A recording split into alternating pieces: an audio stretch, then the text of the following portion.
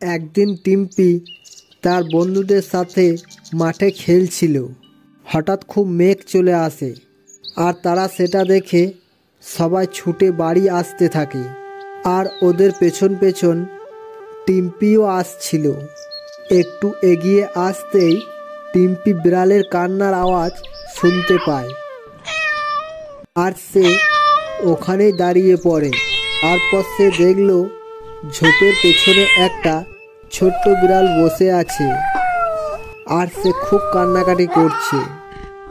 তখন সে বিড়ালটিকে কোলে নিয়ে বাড়ি আসে, এসে তাকে এক বাটি দুধ ভাত খাওয়ায়, এরপর ঘুম পাড়িয়ে দেয়। এইভাবে বেশ কিছুদিন কেটে যায়। বিড়ালটা ও টিম্পির খুব বন্ধুত্ব হয়ে যায়।